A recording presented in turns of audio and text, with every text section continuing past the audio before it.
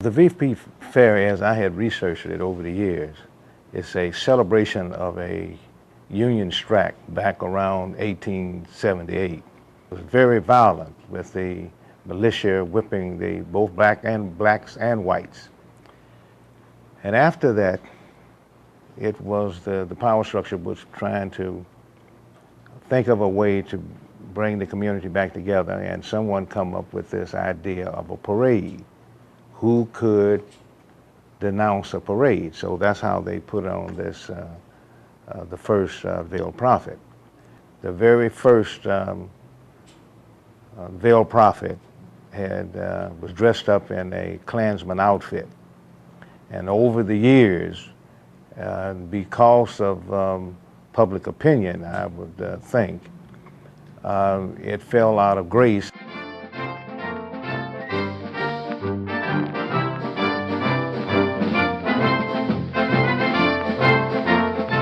Over the years, when I had action together back in when we did our research from 1965 on, we had a program on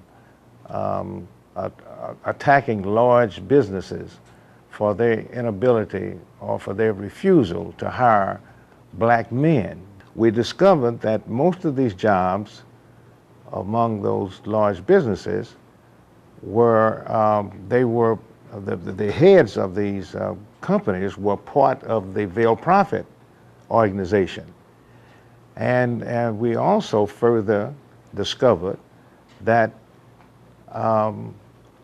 in this organization, blacks were not allowed.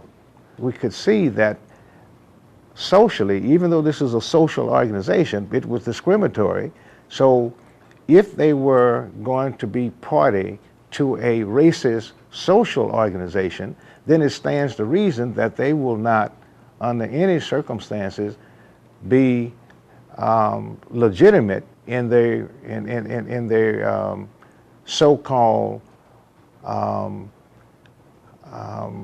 approach toward integration. So we decided to educate the community of this fact by disrupting. First of all, we had already started our campaign against these companies and requesting and demanding more and better paying jobs for black men. And then, of course, we spun off of that into attacking the white veiled prophet and the ball, as well as the parade.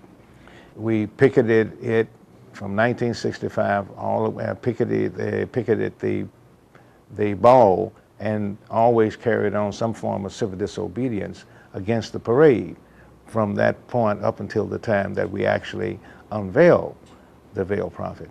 On that night, we had teams of people to go in, and on a certain cue that they worked out among themselves, one person dropped some leaflets from the balcony that caused the attention to go in that direction, while the other person came down a stage cable that extended from the balcony down to the first floor, and she came down that in her nightgown. I mean, not nightgown, but the evening gown, and came down to the first floor, went behind the curtains, came up behind the veiled prophet, and snatched the mask and everything off and threw it right out in the floor of the court. And finally, someone broke ranks and picked up the veil and everything and put it on back on the person's head. Of course, the person at that time was Tom K. Smith, was the VP, who was, I believe he was a vice president of Monsanto, or he was vice president of a banking, one of the two. I can't remember now. I don't have my paperwork and my documentation. The Post-Dispatch refused to identify. They went beyond the call of duty to protect the identity of this person. Two of our people was arrested. Two white females were arrested. And they dropped the case because we were going to insist on the VP, Tom K. Smith, and some of the other people to be present. We were going to bring them as witnesses. So they dropped the case, against our two people.